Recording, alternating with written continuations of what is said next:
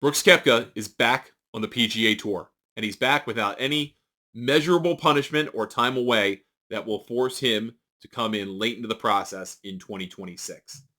I'm Ryan Bellinger with Golf Newsnet, and the PGA Tour has announced Koepka is reinstated as a player on the PGA Tour.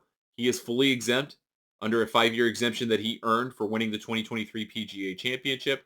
And while he will have to follow certain rules and guidelines that were effectively invented for him to return, he will be back on the PGA Tour. He will make his season debut at the Farmers Insurance Open at Torrey Pines, and then his next committed start will be the WM Phoenix Open, a place where he has thrived in the past of his career and probably will be welcomed back like a superstar.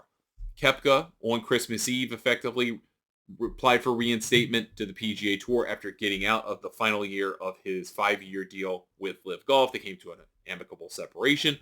They announced that together. And then Koepka ultimately applied for reinstatement to the PGA Tour again, trying to use his 5-year exemption afforded to him by winning the 2023 PGA Championship, which would have him exempt on the PGA Tour through 2028. Brian Rolapp, the CEO of the PGA Tour, in a memo to players that was shared with the public, announced what was called the Returning Member Program. The Returning Member Program is a short-term offer available for application from January 12th through February the 2nd. The first LIV Golf event of 2026 starts February 4th in Riyadh, Saudi Arabia. So this is timed to kind of coincide with the start of the LIV Golf season. This returning member program is only available to players who meet a variety of criteria, including that they haven't been on the PGA Tour for at least 2 years.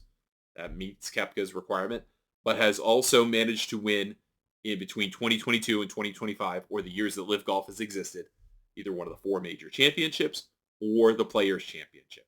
There are only 4 golfers that qualify under that criteria for this particular welcome back one-time amnesty program that when the door closes, it may not open again.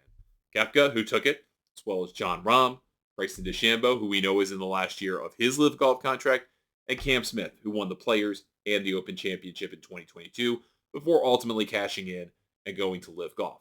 What we don't know is if any of those players are able to get out of their contracts with LIV Golf or would be interested in doing so before the end of the deadline or the end of this period happens. There are restrictions placed on Koepka and any other player, basically any of the other 3 who would choose to take up this offer. And I don't think the PGA Tour would offer this without the thought that maybe at least one of them would take them up on it. But there are restrictions. Brooks Koepka is going to donate $5 million to charity, the charity of a choosing that will ultimately be decided. Effectively, that's a tax write-off for Koepka, but that is a $5 million donation he will be making to a charity. He is eligible for every regular season event on the PGA Tour schedule. He could play in opposite field events if he is unable to qualify for signature events. He can play in signature events, but he has to earn his way into those events through the stated criteria. So that could be the A on Next 10, that could be the Swing 5, that could be getting in the top 50 in the official World Golf ranking, that could be winning a regular or additional PGA Tour event on the schedule, but he cannot get a sponsor exemption into any of the signature events. He can also qualify for the FedEx Cup playoffs, so he can compete in any and all of those 3 playoff events if he gets into those positions in the top 70, 50, and 30 in the FedEx Cup standings at the cutoff dates. He can earn money from each of those tournament fields, the $20 million tournaments that are the FedEx St. Jude Championship and the BMW Championship. He can also qualify for and play in and win and earn money for $40 million Tour Championship, which was changed last year to a pure 72-hole shootout with official money attached to it. However, Koepka cannot earn 2026 FedEx Cup bonus pool money. The vast majority of that $137.5 million will be decided at the end of the BMW Championship, a change this year after changes were made last year. The leader of the FedEx Cup at that time will earn $23 million in prize money. That bonus money will be awarded to them. At that point, there will be no more Comcast Business Tour Top 10. That's out the window. And then that final tournament, the Tour Championship, the winner will get $10 million. So hypothetically, a clean sweep, the number 1 player could earn $33 million in bonus money in 2026. But Koepka can't get any of it. Additionally, any player who takes up this exemption, this welcome back program, they cannot take a spot away from a player who's already exempt through the FedEx Cup from last year in the top 100. There will be extra spots made available in fields in which these players participate so that not only can they participate, but there is an even number of players to fill out twosomes and threesomes in these fields.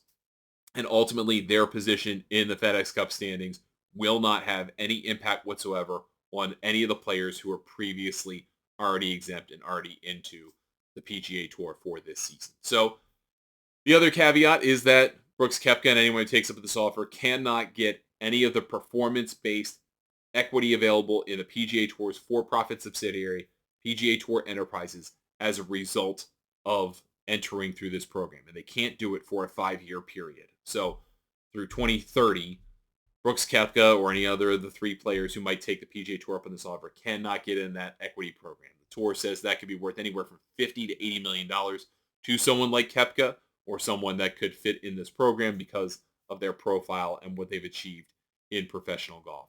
All in all, this is a relatively light penalty for Brooks Koepka or anyone who takes up this offer. And the PGA Tour is doing this not because they want to be light on punishment to these players, but perhaps because they sense a watershed moment to bring superstars that are still relevant to the game of professional golf and fans away from LIV Golf and back into the PGA Tour. They created this very specific criteria for a reason to make sure that major winners and players that are well known in the broader sporting interest world could be welcomed back to the PGA Tour. They want Rahm back. They want DeChambeau back. They'll take Cam Smith back. Notably, they didn't say anything about players who won majors in 2021, like Phil Mickelson, or players who won majors in 2020, like Dustin Johnson. So they have a very specific set of criteria of the players that they want back, and they didn't invent this program just to invent it. They invented it with the hopes of not only getting Brooks Koepka back, but potentially getting one, if not more, of these other eligible players back on the PGA Tour in 2026, driving a stake through the heart of LIV Golf.